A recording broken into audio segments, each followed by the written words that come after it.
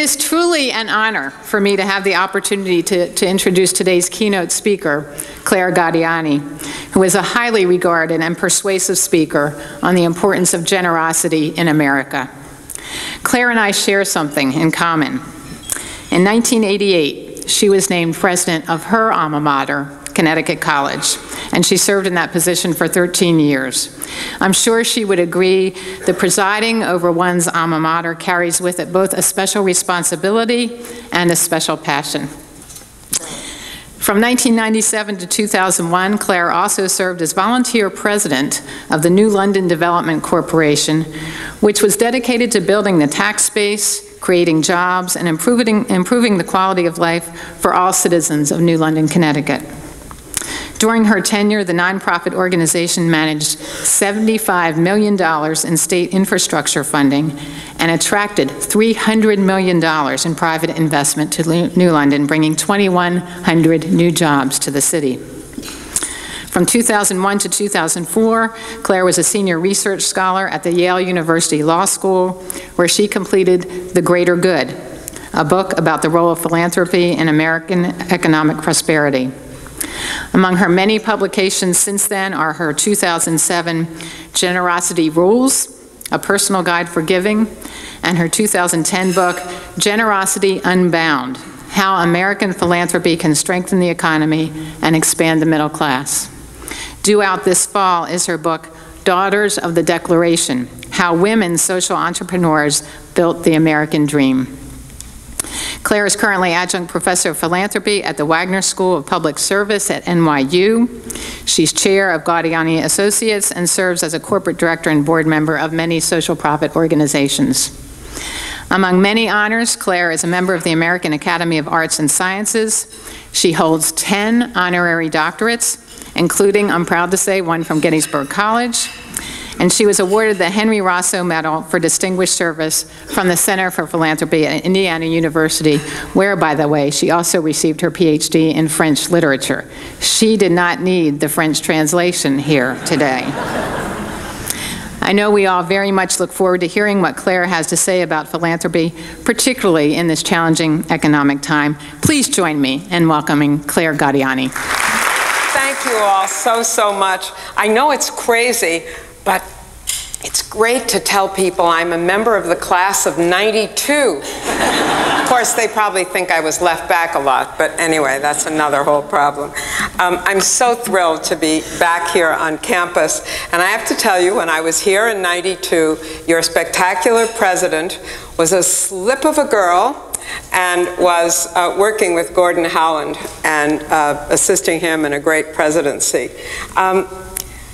Gettysburg is an extraordinary institution. Now, you all know that, but I'm going to take a minute to tell you in a little more detail why America's liberal arts colleges, in particular, those with the kind of reputation and longevity of Gettysburg, why it is that they are such treasures. As you know, you're among the 50 oldest colleges in the country. So you were founded at a critically important time when the high-minded and aspirations of the founders in writing those awesome documents they have left to us were still, the ones who were still alive, sort of grinding their teeth, worrying how this amazing experiment could work. How could you set people on a pathway to build prosperity, to take advantage of entrepreneurship, and build a country strong enough to deal with a second onslaught from England? Nobody thought the Revolutionary War win was the end of the issue with England and France. So those guys knew that they had to build a prosperous nation. They also knew that in order to sustain the Republic, they had to assure that virtue would live on generation after generation in the people. Because without virtue, as Aristotle told us, there is no democracy. And Gettysburg is a great institution Because here, young people don't just get, and I say just in quotes, an education for well-being and prosperity. Yes, they get that, to lead a good life. But they also get the education in virtue, in civic engagement, in generosity. And you are all here because it worked. Because you still care. You know that there are two big reasons why Gettysburg is a great college. The first is because it made you and members of your family. And the second is because this college's ideals are the ones that our nation needs right now. Now, I know what you're all thinking, and I'm not going to say a word about right now, but you know exactly what I mean. This institution has invested in you, and the fact that you're here shows that you feel that investment and you're grateful. It invested in you by sharing with you the contributions of forebears that have been here and being generous since 1832. The people who made sure you would have a beautiful chapel and that the architecture would be as perfect as it is, the Bruas. You're still benefiting from that, and so are students today. How many institutions are there in America that have this kind of longevity, that people can come back to and find the same values, the same buildings, and the same kind of a commitment to excellence and goodness? Because in a republic, you have to have both, or it doesn't work. If you just pursue wealth and well-being for yourself, then it's likely to become so competitive that anything goes and everyone is invested in themselves and there's no greater good, there's no commonality. And if we're all just standing around and being sweet and kind and dear, there's no space from which ongoing productive generosity can emerge. So you really need both. You need the power of life building, wealth building, well-being building. And then you need the power of a virtuous life embedded in civic education. Imagine that from 1832 on, people were investing in human capital, in physical capital, and in intellectual capital right here on this campus. That's what Americans do. No other country in the world is designed like we are, where people sitting together in 2011 can feel gratitude and experience the benefits of gifts given almost 150 years ago. That's what Gettysburg defines. Now, the human capital investment that people have made has probably benefited quite directly a lot of you sitting here. Scholarships. Scholarships are investments in human capital. Now, your forebears did that, so there are many, many scholarships that some of you had and that many students who would not have had a prayer of being here have. And they continue to go out into the country and make the country what it needs to be 20, 30, 50, and 60 years after they graduate. They're like engines that get sent to the future to do what needs to be done then. America has been an institution which has invested in human capital since 1636. And Anne Radcliffe gave the first scholarship to a little college in Boston. Because, you know, the trustees came to her and said, "You have no children, and We have sons of farmers and blacksmiths and candlestick makers who are very gifted, but their parents can't pay the tuition. And we need you to be the one who could give them the possibility of a Harvard education. And she did. And that started a ball rolling, but not the ball you think. It's not just other scholarships. Do you know that by 1651, the families that were seeing their sons return with an education and able to be ministers and doctors and assets to the community, those people wanted to give back. And they actually put grain and cattle into wagons, and they sent their annual fund, this is true, to the college so that the college wouldn't have to buy as much food and foodstuffs for the children, for the students who were there. Imagine, they were giving back because they got something. It wasn't, I deserve this and I ought to get that. It was, you've given me this, I want to give that. And that reciprocity, which I'll talk about in a minute, is called self-interest, rightly understood.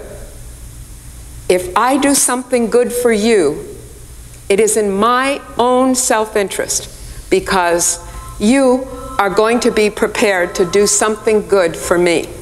And together, if we all do that, what we do is build a community based on the greater good.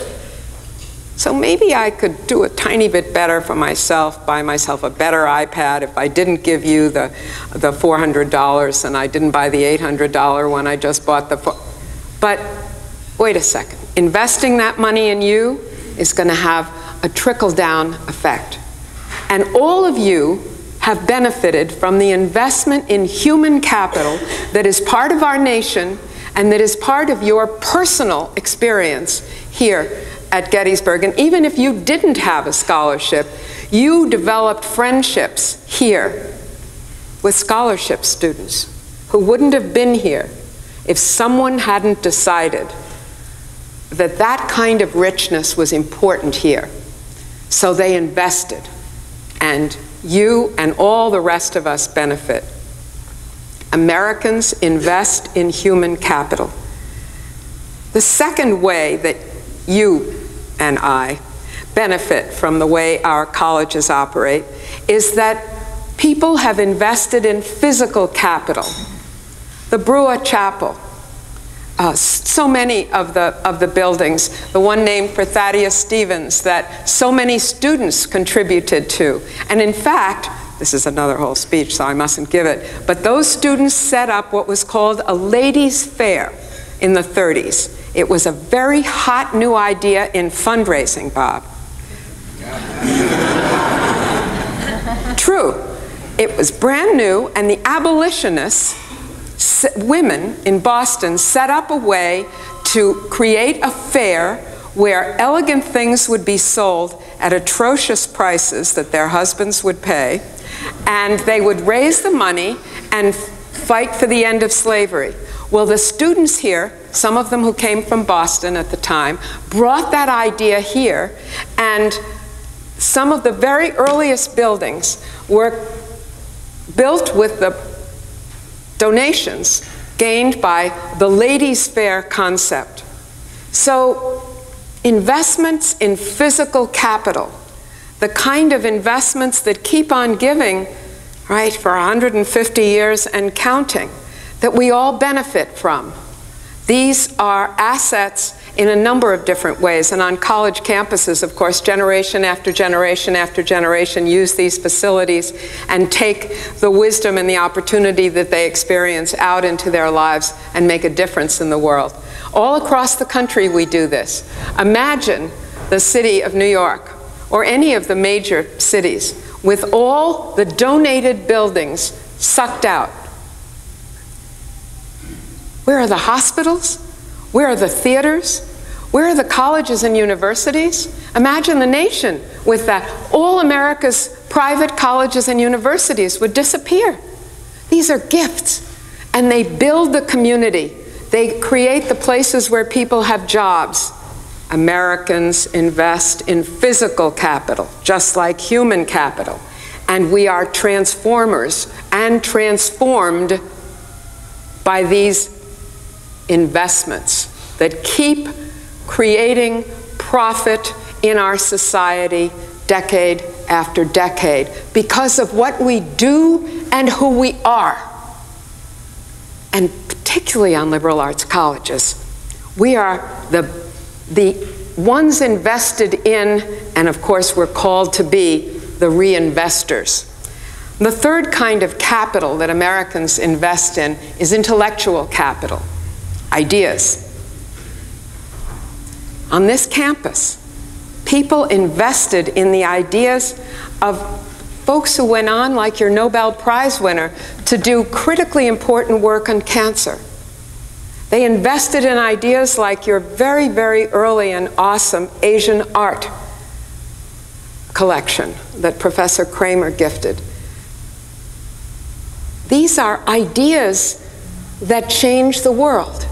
And across the country, and many other stories here that I don't know about, ideas make all the difference. But you know, a lot of times, ideas are high risk.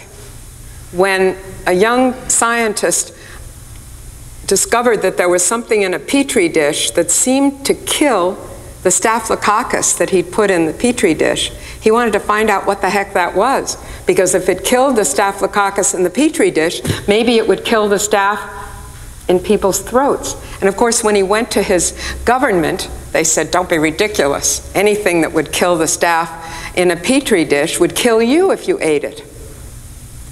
Ridiculous. And he went to private investors, and they said, look, nutty idea, but when we give our investors money away, they kind of want a return on invested funds, right? So forget it. And somebody said to him, you know, in America there are these nutballs who will invest in crazy ideas. He showed up here. He spoke to a philanthropist who said, what are we talking about here? We're talking about the possibility of my never seeing $1 million again, which in 1930 was a big number, and or the possibility, if it were to be right, of actually attacking infectious disease, which is the primary reason people die young. In 1900, the average age of death in the United States of America was 43. How many of you would be dead? Raise your hand. Okay, then you owe back. And you owe back to this institution, which is creating the kind of people who will go off and do the genome research and bring similar kinds of advances that that young doc made when he developed, within 2 years of the gift, penicillin. How many of you have ever had any form of penicillin? Raise your hands. A bunch of sickos here, I see. No, but you've given it to children who would have died of a strep throat. This is the way Americans, and I could tell you 40 different stories like that, some of them in high tech, but I'm not. Because what we're talking about here is inventing the people who go off and have the ideas that are worth investing in, that change the world. Because here, it's an education with a specific future and an education with an imaginative, infinite kind of set of opportunities. That's liberal education, right? Arts and sciences for the future. So that's what Gettysburg has given you in the context of what American generosity has given all of us. And you, as people who love this institution and investors in it, are part of the force that will send a whole new mission into the future with creating the Gettysburg of 2050 and 2080.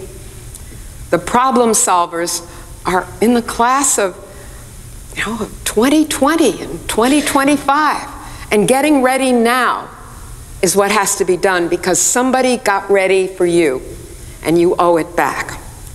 But the second reason, besides the investment in you, that I congratulate you all in being here and the rest of everybody who's going to be here on Saturday, is because what is here in this place is a sacred commitment to the American beliefs, our creed. We believe that all men are created equal and endowed by their Creator with certain unalienable rights, among these to life, liberty, and the pursuit of happiness.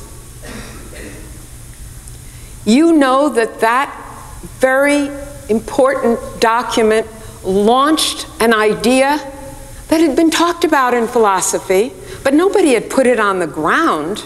How the heck would you get people to be that good?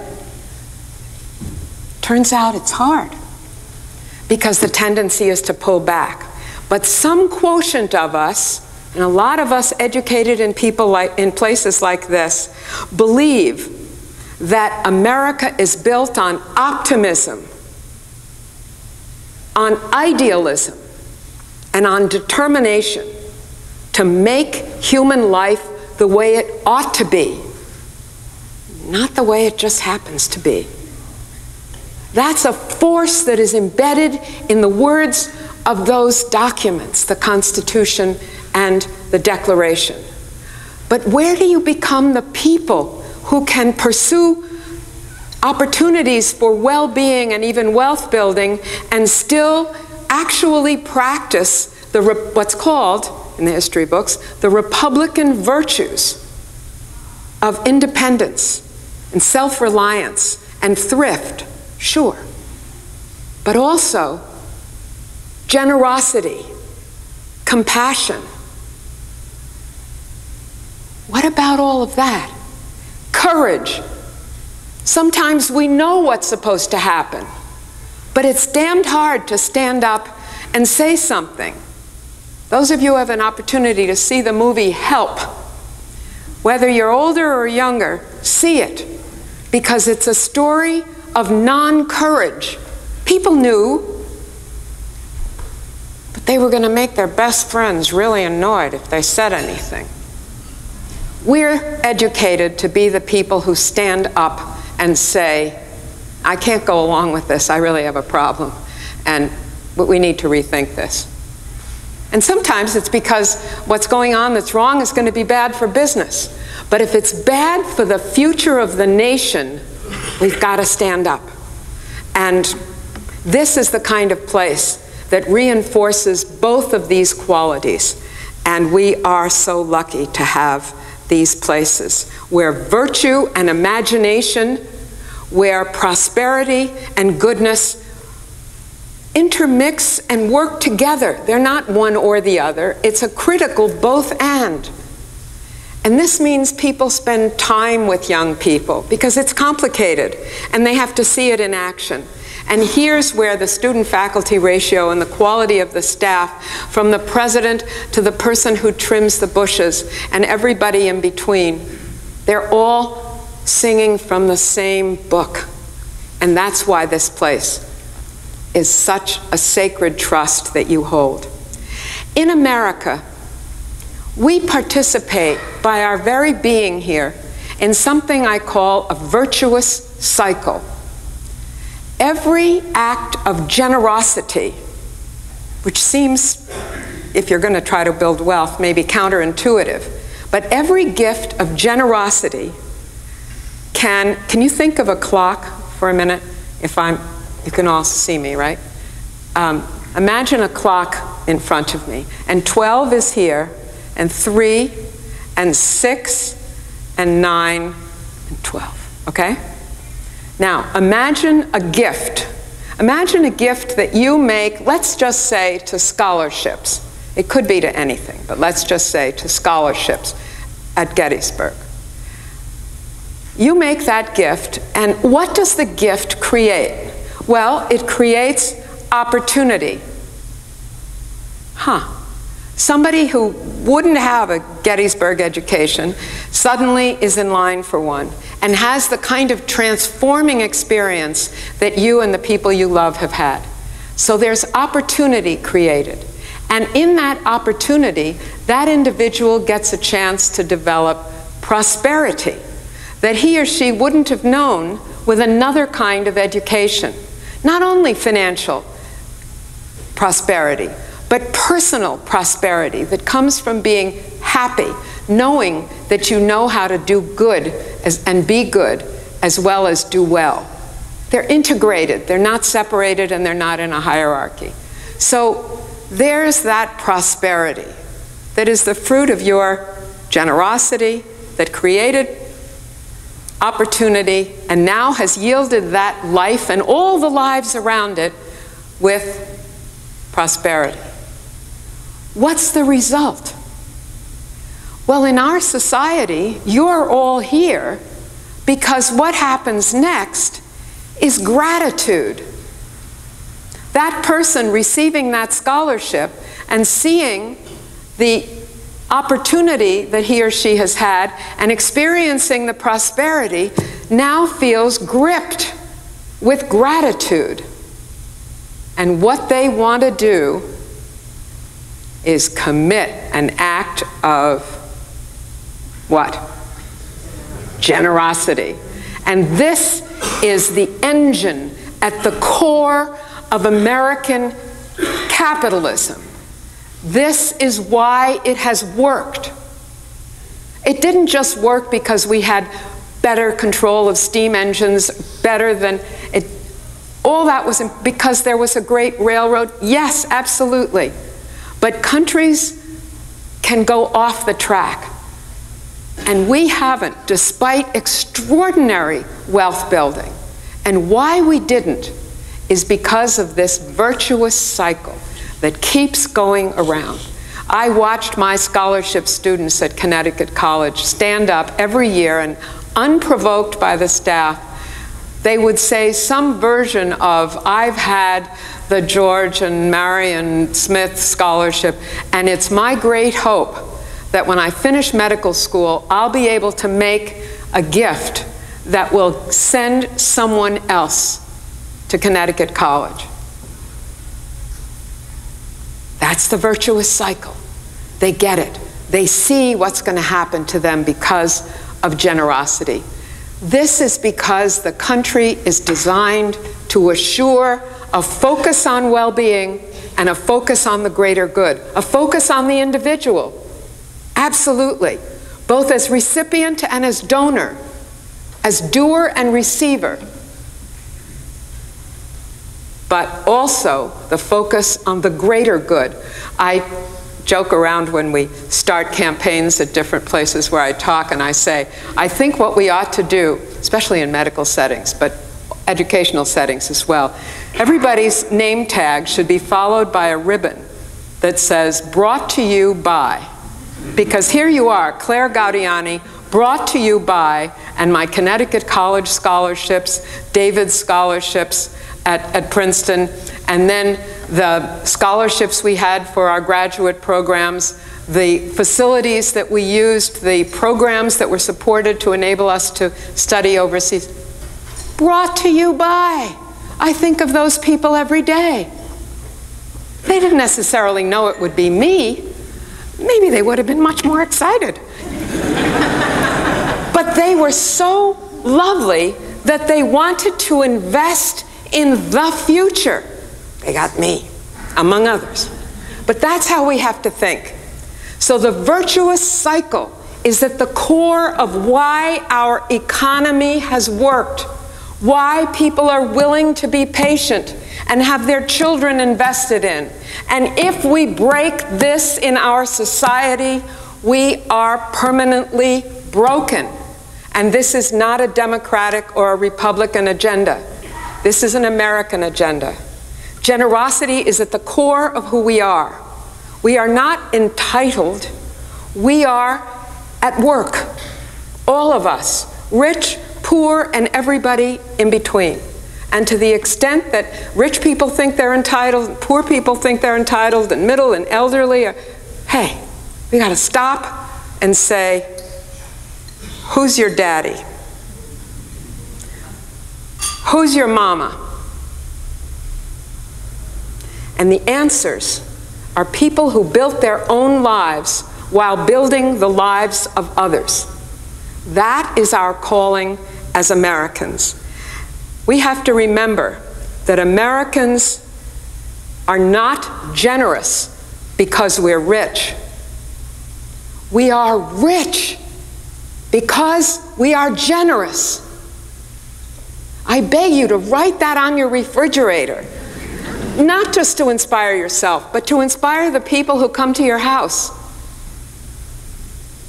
We're not generous because we're rich. You know, I've got it, I can give it away, no problem. We are rich as a country because we've made those investments in human capital, in physical capital, in intellectual capital. We are the nation people want to raise their children in from all over the world. What does that say? That says that without having anybody do my little clock, people all over the world understand the virtuous cycle. They want their kids in it. This is what Gettysburg stands for. It is here in this extraordinarily blessed liberal arts college that people together can remember the last words of the Declaration of Independence. Our founders closed that awesome document with the words, "In order to achieve, with the help of divine providence, in order to achieve this nation, we pledge each other our lives, our fortunes, and our sacred honor." God bless you and thank you.